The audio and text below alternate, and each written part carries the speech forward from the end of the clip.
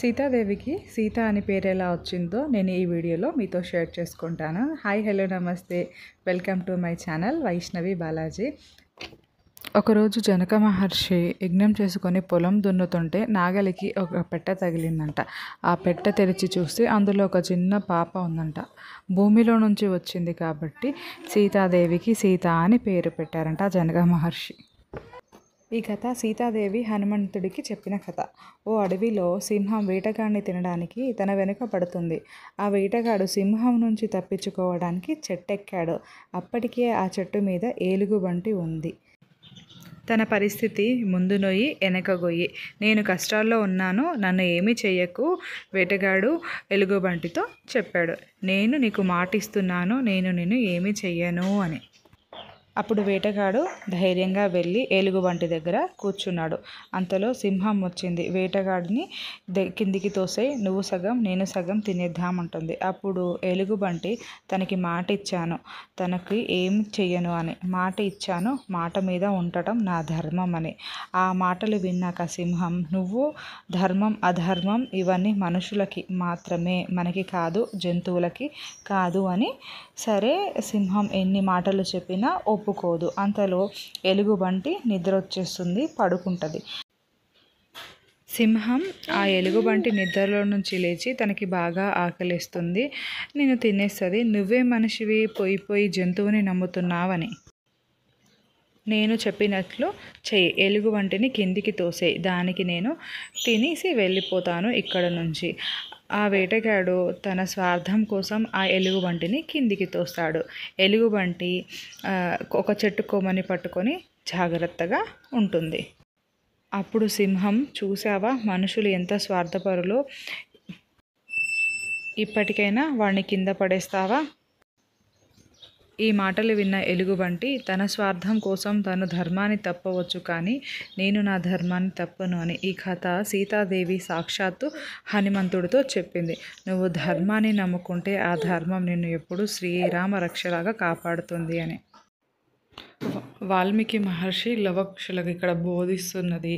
సీత అమ్మవారు ప్రెగ్నెంట్గా ఉన్నది అండ్ సీత అమ్మవారు లవకుశులను ఉయ్యాలోపి ఆడుతున్న శిల్పాలు చాలా బాగా కట్టారు. ఇంకా గుర్రం కోసం అని చెప్పేసి లవకుశులు గుర్రాన్ని బంధించేసి రాముడితో యుద్ధం చేస్తారు కదా, అసలు చాలా బాగుంది.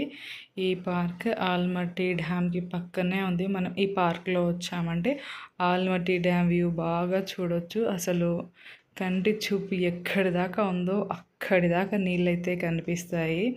నేను కూడా ఈ పార్క్కి వెళ్ళటం ఫస్ట్ టైం. సో మా పేరెంట్స్ తోటి వెళ్ళడం ఇంకా హ్యాపీ. సో నేను కర్ణాటక వచ్చిన తర్వాత ఫస్ట్ విజిట్ అయిన ప్లేస్ అంటే ఆల్మట్టి. అండ్ ఎంతో ఇప్పుడు మనం మానవుడు రాముడు అంటాం కదా, అండ్ ఫస్ట్ టైం విజిట్లోనే సీతమ్మ వారు లవకుశులు ఇలాంటి ప్లేస్కి వెళ్ళటం చాలా అదృష్టం. ఇక్కడ చిన్న చిన్న పాండ్ లాగా పెట్టేసి లోటస్ ప్లాంట్స్ అయితే చాలా బాగున్నాయి. ఎన్నో కలర్ఫుల్ లోటస్లు కూడా పెట్టారు. అండ్ ఇక్కడ నాకు చాలా నచ్చింది ఏంటిది అంటే చిన్న చిన్న రాళ్ళతోటి ఇట్లా చైర్ లాగా ఇల్లులాగా కట్టడం చాలా బాగుంది. నా నెక్స్ట్ వీడియోలో కృష్ణ పార్క్ అని చెప్పేసి పెడతాను. అసలు ఆ పార్క్లో అయితే ఎంత చక్కగా ఉందో, చిన్న చిన్న ఇల్లులు. అసలు కృష్ణుడు చిన్నప్పుడు ఎలా అయితే ఉన్నాడో అక్కడ వాళ్ళ ఇల్లులు ఎలా అయితే ఉన్నాయో అలా అయితే అక్కడ నిర్మాణించారు. చాలా బాగుంది. అక్కడక్కడ కోనేర్లలో ఇలా ప్లాంట్స్ లవకుశులు గుర్రాన్ని బంధించింది చాలా బాగుంది. ఇలా పెట్టేసి లోటస్ ప్లాంట్స్ అంటే మనకి మెమొరీస్నితో పాటు అండ్ చూడటానికి గ్రీనరీగా మెయింటైన్ చేయడం కానీ అక్కడ పార్క్ కానీ చాలా బాగుంది. ఇంకొకటి శ్రీరామ్ అని చెప్పేసి గార్డెన్స్లో మనం పేర్లు అంటే శ్రీరామ అని చెప్పేసి అలా గార్డెన్లో పెట్టడము. సో అది కెనడాలో ఉంది. అండ్ మనం డ్రోన్ షూట్ అయితే ఇంకా బాగా క్లియర్గా తెలుస్తుంది. ఇలా గార్డెన్ లాగా సైడ్కి పెట్టడం, అందులో రాముడి పేర్లు సీత పేరు పెట్టడం, అది నాకు చాలా నచ్చింది. మేము ఇక్కడ ఒక బెంచ్ మీద ఫ్యామిలీ ఫొటోస్ కూడా తీసుకున్నాము.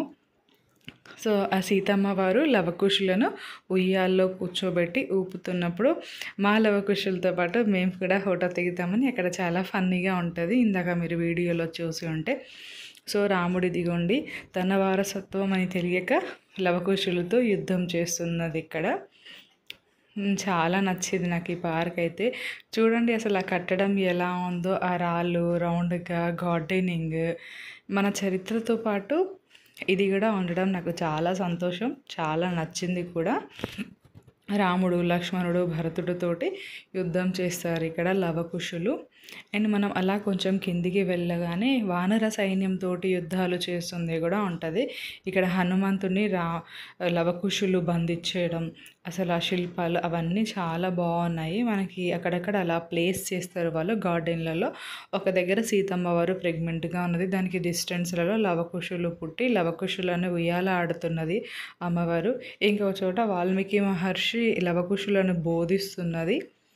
అండ్ దానికి కొంచెం సైడ్లలో రాముడు లవకుశులతోటి యుద్ధం చేస్తున్నట్టుగా ఇక్కడే వానర సైన్యాన్ని మొత్తాన్ని హనుమంతుడిని బంధించేసి వానర సైన్యంతో యుద్ధం చేసేది.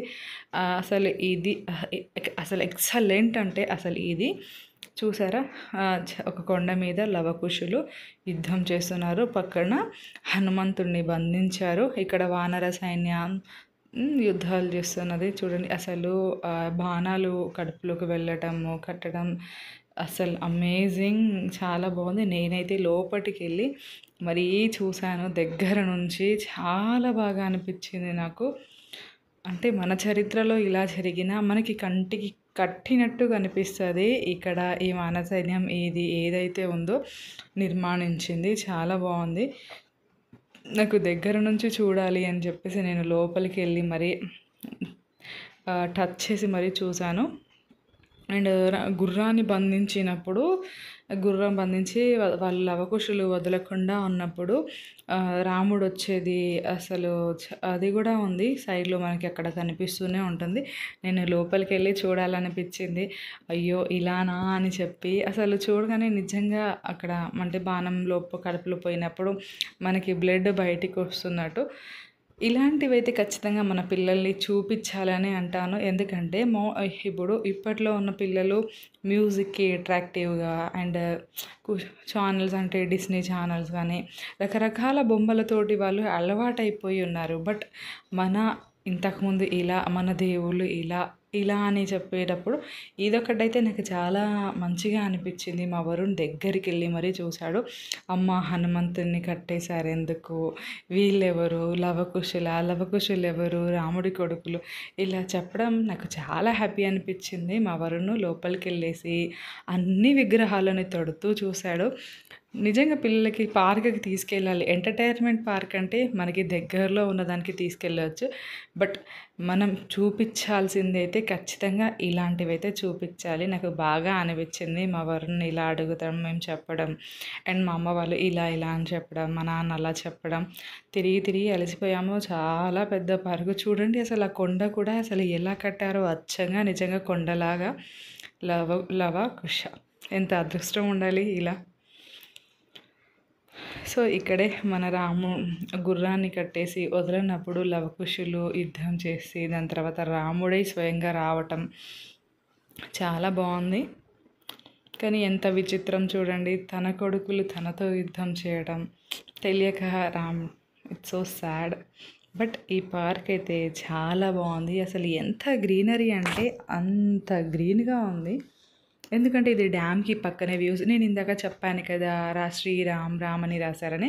సో ఇలాగన్నమాట గార్డెన్లో అలా మనకి పేర్లు వచ్చేటట్టు వాళ్ళు డెకరేట్ అయితే చేశారు. అండ్ అక్కడక్కడ బర్డ్స్కో ఏమో నాకు అది అర్థం అవ్వలేదు, స్టాండ్ లాగా పెట్టేసి చిన్న గుంట అలా పెట్టేసి అందులో వాటర్ ఉంది. బర్డ్స్ అయితే చాలా బర్డ్స్ ఉన్నాయి ఇక్కడ.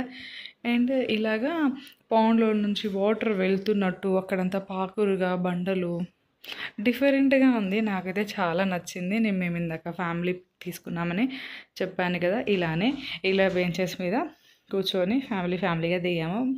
మా వరుణ్ ఫొటోస్ అస్సలు దిగట్లేదని ఒక స్టిల్. సో ఇదే అన్నమాట Almatti dam back side view చూడండి ఎంత అసలు కంటి చూపు ఎక్కడి దాకా కనిపిస్తే అక్కడి దాకా వాటరే ఉంది.